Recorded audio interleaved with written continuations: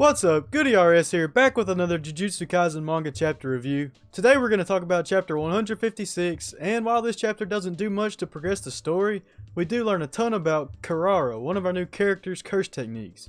Go ahead and smash that like button and subscribe for more Jujutsu Kaisen content, and now let's get into chapter 156.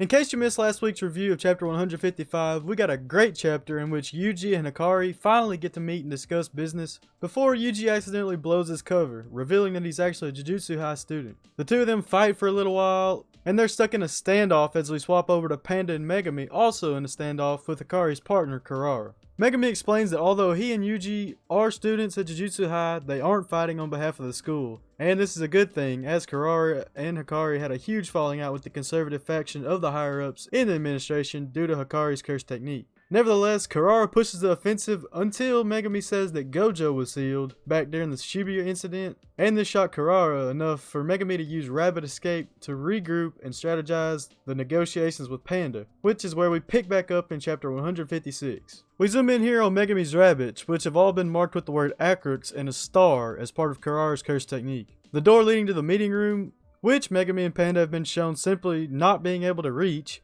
has been marked Crux. While Megumi figures this out, Kirara takes over the show, explaining that his or her curse technique marks cursed energy, so therefore any and all of Megumi's Shikigami are marked with the same mark as their user. This would be his rabbits or his divine dog. Now we zip back over to Panda and Megumi, where we once again see a very funny Panda moment. Megumi asks what Panda thinks about his rabbit escape technique, to which Panda replies, "It was so cute, second only to me." Panda's used for comic relief in the last couple chapters, and I think it's pretty great. Anyway, snap back to seriousness, and Panda explains that the rabbits could approach him and the second floor, but not Kirara or the door of the meeting room. They find the Imai star on Panda and the Crux, which we already knew would be on Megumi, who then realizes that the curse technique must be based on the Southern Cross or Crux constellation, which is accidentally confirmed by Kirara in yet another comic relief scene. Megumi knows that there are 4 stars in this constellation, those being Crux the door, Crux, Megumi himself, Imai, which is Panda, and whatever Kirara is. With a little research, we know that it could be the star Mimosa or Ginon. Megumi does some more theorizing and realizes that the technique has an order to it. Each star has a different order in which they can approach each other, and Kirara is buying as much time for Hakari as possible by not allowing them to break the order and approach the door.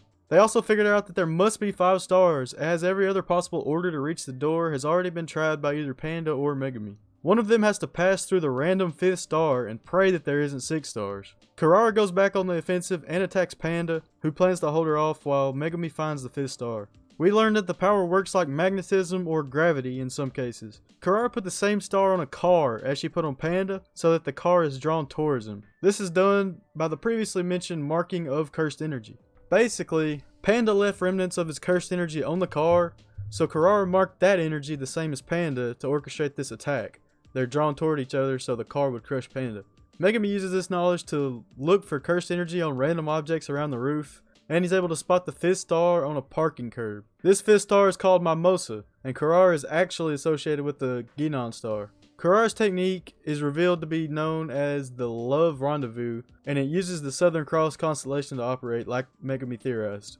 The order by which each star can approach each other is determined by the depth of the constellation, which refers to the distance between Earth and each individual star. The order from closest to furthest is as follows: Imai, the star on Panda, Crux, which is Megumi, Mimosa, the parking curb, Ginon, which is Kirara, and finally Crux, the meeting room door. Following this logic, Panda would have to pass through all the others in order to reach the door, and Megumi, who's second in line, has to pass through the curb and Kirara to reach the door. Megumi ends up using Kirara's technique against her. He figured out that the divine dog had been marked the same as him, so the dog would be magnetized to him, and he hid the dog on the other side of a wall to stick him there until the time was right. He waited until Kirara was right in between him and the dog, and then set the dog free of the wall, which pulled it crashing into Kirara on this way to Megumi. Kirara was forced to release the curse technique, and Megumi pinned her on the ground so that he could finally explain what he and Yuji had come for in the first place. That's the end of the chapter. Yuji and Hakari don't even make an appearance, and overall the chapter really doesn't progress the story very much. We finally learn how Kirara's curse technique works, and let me tell you, almost everyone, myself included, was completely wrong in assuming that it would work like Gojo's technique. I'm glad we're finally getting past this deadlock that we've seen for several chapters, but I'm also kind of upset that we didn't see Hakari or learn any lore at all about him in this chapter. We still know absolutely nothing about his curse technique. I'm sticking to my guns and saying that I think he will use some kind of curse writing technique. That's just such a cool concept, especially since we already have Togei's curse speech, and there was such an emphasis on Hakari writing scripted fights earlier in this little arc for it to not have something to do with writing. Let me know down below in the comments what you think his curse technique is. I have a feeling we'll get the final confrontation between Yuji and him next week, similar to Kirara and the boys' fight this week, so be ready to find out once and for all what he can do. Hope you've enjoyed this breakdown of chapter 156 of Jujutsu Kaisen. Remember to smash that like button and subscribe for more similar content in the future. Check out the video or playlist linked on screen for more, and I'll catch you guys next time. Peace.